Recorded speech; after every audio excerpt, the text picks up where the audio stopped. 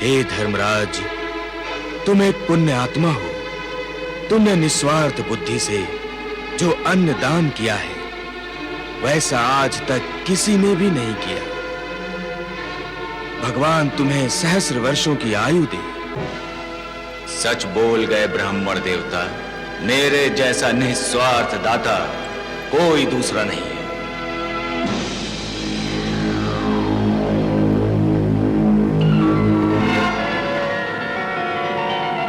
नहीं धर्मराज, ये सत्य नहीं है, ये सत्य नहीं है।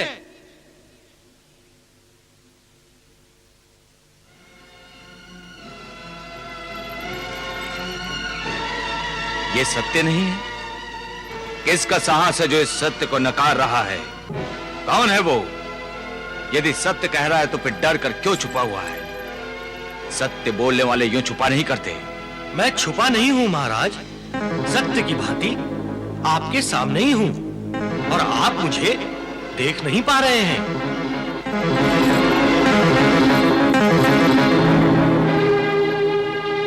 अरे, बोलने वाला नेवला, वो भी आधा शरीर सोने का। हाँ धर्मराज, मैंने ही आपके दान धर्म को निस्वार्थ मानने से इनकार किया है। परंतु मैंने तो यह सब कुछ अपने किसी भी स्वार्थ की पूर्ति के लिए नहीं किया है। इसका प्रमाण अभी मिल जाएगा, यदि आप मुझे आज्ञा दें।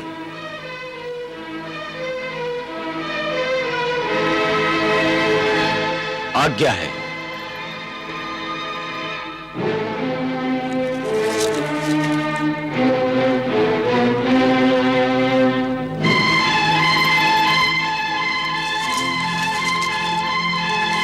रुक जाओ, हे विचित्र प्राणी, रुक जाओ।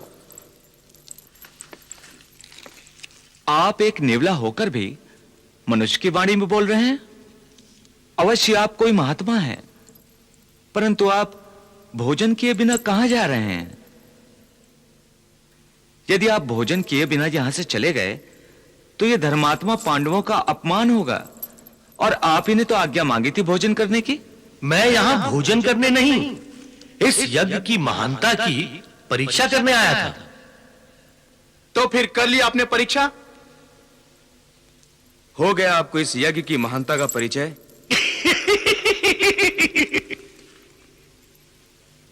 आप हमारा उपहास क्यों कर रहे हैं महात्मन?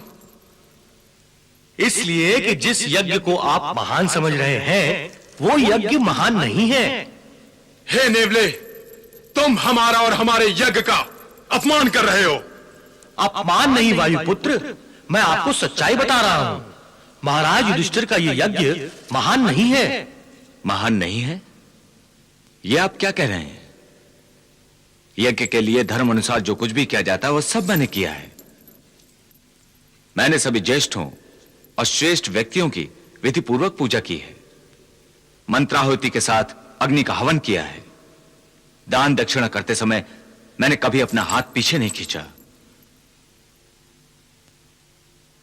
मेरी दान दक्षिणा से अपनी झोलियां भरने वाले सभी प्राणियों आदि ने इस यज्ञ की महानता के एक सुर में गुण गाए हैं। और आप कह रहे हैं कि यह यज्ञ, यह दान महान नहीं, तुच्छ है?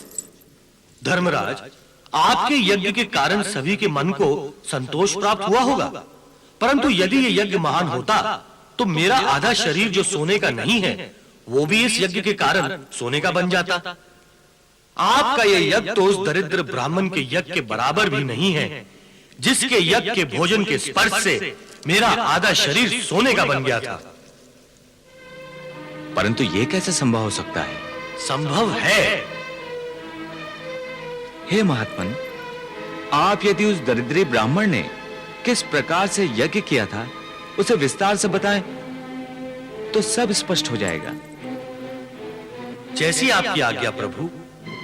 कुरुक्षेत्र की पावन भूमि में कापोती नाम का एक वृद्ध ब्राह्मण अपनी पत्नी, पुत्र और बहू के साथ निवास करता था।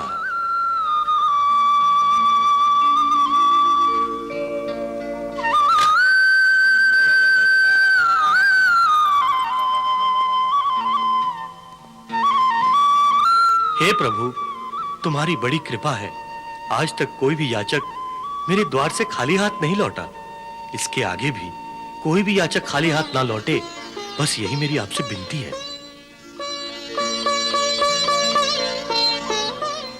हर समय कहां एक समान रहता है, निरंतर बदलाव का ही दूसरा नाम समय है। कुछ वर्षों बाद समय ने कुछ ऐसा पलटा खाया कि हरे भरे खेत वीरान हो गए। न जानवर के लिए घास फूस बचा, न मनुष्य के पेट की आग बुझाने के लिए अनाज ही रहा।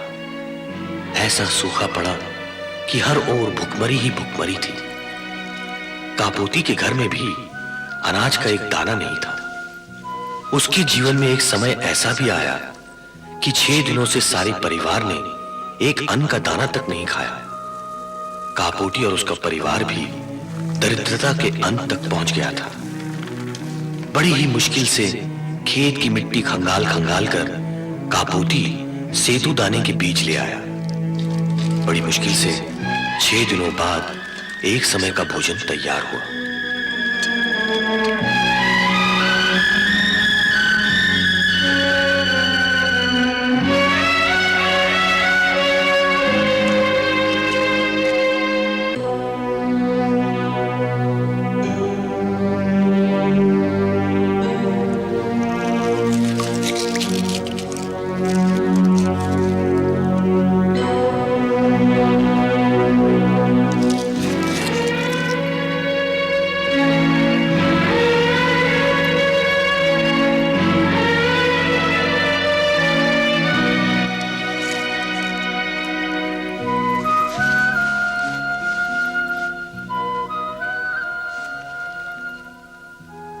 हे धर्मात्मा,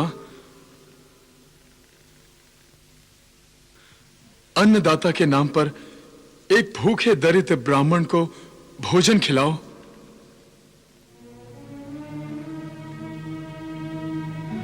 अन्न का दान करके पुण्य कमाइए, भूखे ब्राह्मण का आशीर्वाद लीजिए।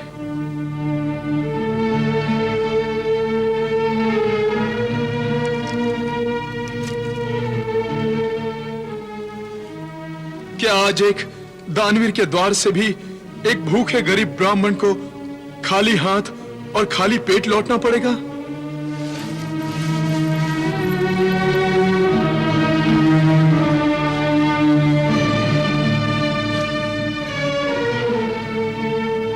हे महोदय, आप इस घर के स्वामी हैं। मैं आपके घर पर एक अतिथि बनकर आया हूं। सुना था आपके द्वार से कभी कोई खाली हाथ नहीं लौटा, परंतु आज देख लिया, जो सुना था वो झूठ था।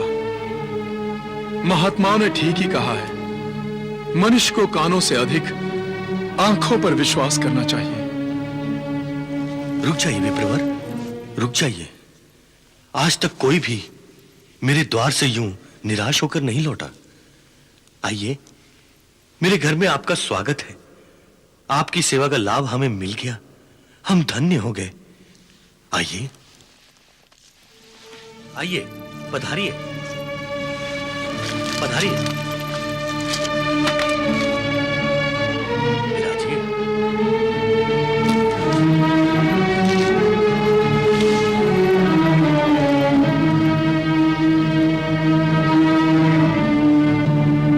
विराजिए विप्रवर, बैठिए।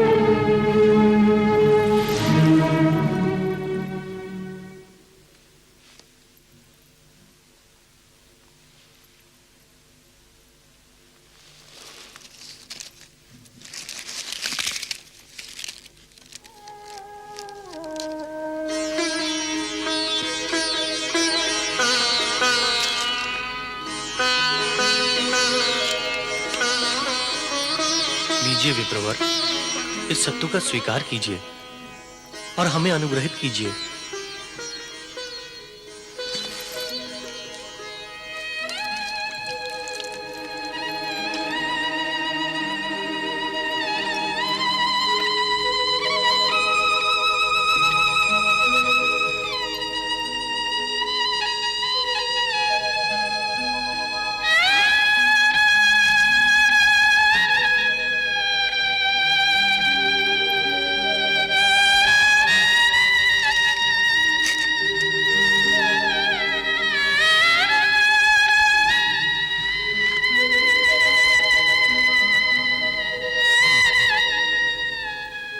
इससे तो मेरा पेट नहीं भरा महोदय।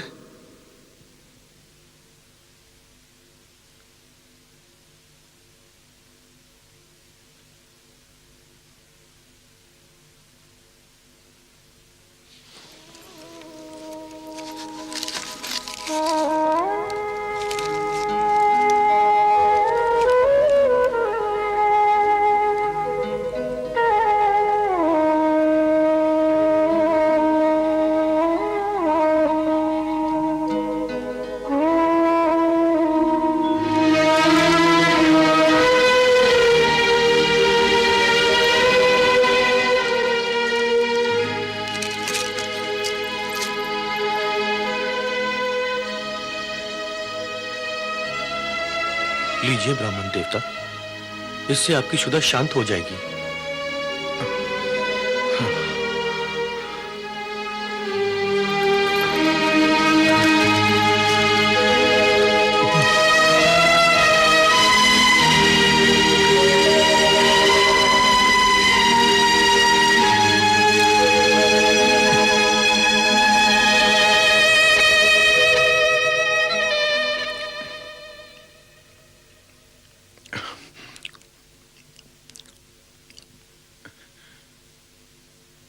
बहुत दिनों से कुछ खाया नहीं ना, सूखा जो पड़ा है।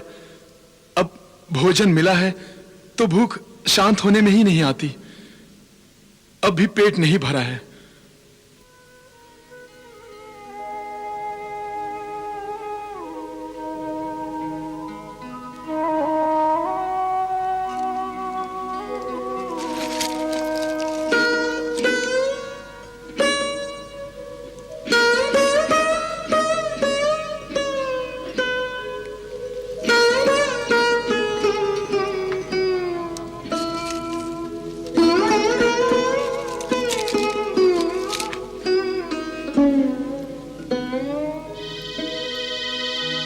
लीजिए अतिथि देवता, कृपया आप रुष्ट मत होइए।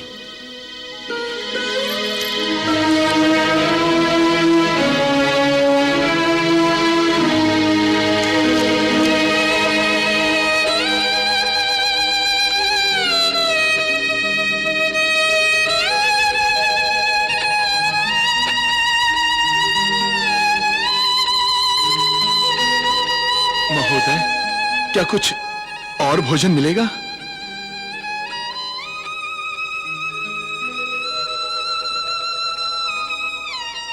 ऐसा लगता है मुझे भूखा ही उठना पड़ेगा।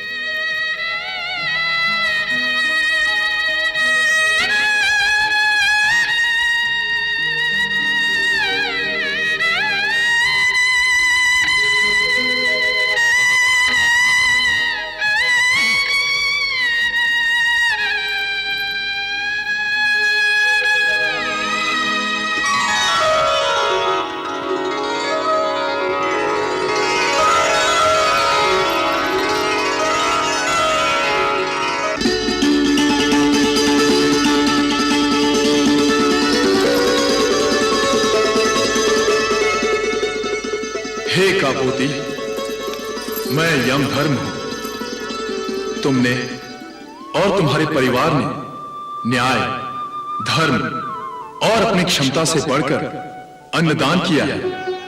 यहां तक कि तुमने अपने अतिथि धर्म का पालन करने के लिए अपने प्राणों तक की भी चिंता नहीं की। तुम्हारा यह दान यज्ञ ही है जिससे मैं संतुष्ट हूं। हे द्विश्रेष्ठ, तुम्हारे अतिथि धर्म का गुणगान तो देवता भी करते हैं, इसलिए मैं इस सूखे में तुम्हारी परीक्षा लेने आया था। हे विप्रवर, भूख के कारण मनुष्य अपना विवेक खो बैठता है, उसकी बुद्धि भ्रष्ट हो जाती है और ऐसे में धर्म मार्ग से वो भ्रष्ट हो जाता है। परंतु तुमने अपने धर्म का पालन करके संसार के सामने एक महान उदाहरण रखा है। तुम महान हो। हे द्विश्रेष्ठ, तुम्हारी महानता इतनी है कि तुम्हें और तुम्हारे परिवार को सदैव ब्रह्मलोक ले जाने ब्रह्मलोक से दिव्य विमान आ रहा है। मैं वहीं पर चुपचाप छुपा सब कुछ देख रहा था। जैसे ही दिव्य विमान अदृश्य हुआ, मैं पतलों पर बचे हुए सत्तू के अंश को खाने बिल से बाहर निकला।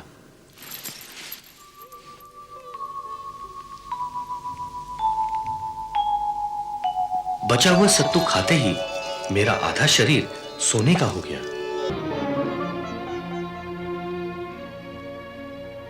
तब से मैं उस ब्राह्मण जैसा दानवीर ढूंढ रहा हूं, परंतु मुझे आज तक नहीं मिला।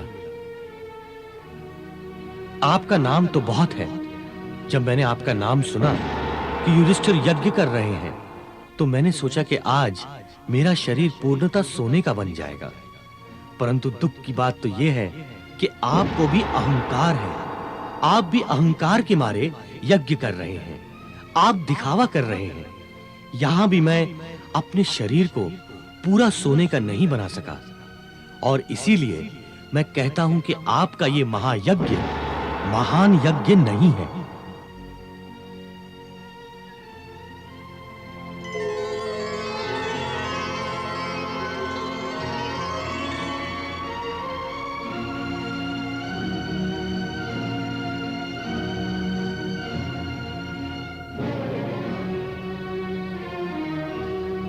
बड़े भैया,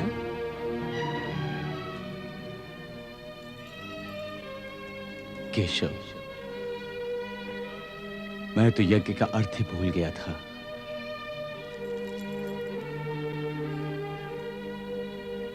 मैं भूल गया था कि यज्ञ भक्ति का ही एक रूप होता है। मैं भूल गया था कि यज्ञ करना अर्थात ईश्वर की भक्ति करना है। मैं ये भी भूल गया था कि भगवान को पाने के लिए तपस्या करनी पड़ती है। मुझे अपने अहंकार में यह भी याद नहीं रहा कि भक्ति में समर्पण की भावना होती है। केशव, यज्ञ में काम, क्रोध, मत्सर, अहंकार आदि सभी विकारों की आहुति दी जाती है। इनका हवन किया जाता है। परंतु मैं अपने अहंकार के अधीन होकर अपने आप को ईश्वर समझ बैठा था, जबकि तुम मेरे सामने खड़े थे। केशव, अब मेरी इस भयंकर भूल को एक नेवला ने आकर समझा दिया। मैं तो कुछ भी नहीं हूं और मेरा अहंकार झूठा है। धर्मराज, उस नेवले को भगवान श्री कृष्ण ने तुम्हारे मार्गदर्शन के लिए भेजा था। मैंने उससे विनती की थी तुम्हारे अहंकार को दूर करने की। अच्छा ही हुआ पितामह, जो आपने अपने पोते के बहकते ही उसके कान पकड़कर खींच लिए। अब मुझे होश आ गया है। परंतु पितामह, मेरी समझ में यह नहीं आ रहा कि मुझसे इतनी बड़ी भयंकर भूल कैसे हो गई। हे केशव, मुझे क्षमा कर दो, मुझे क्षमा कर दो केशव। बड़े भैया, अपनी भूल का तत्काल एहसास करना ही पश्चाताप का आरंभ है। अहंकार जैसे भयंकर शत्रु से आपको बचाना मेरा कर्तव्य था। हे कृष्ण, तुम्हारी कृपा दृष्टि हम पर सदा बनी रहे।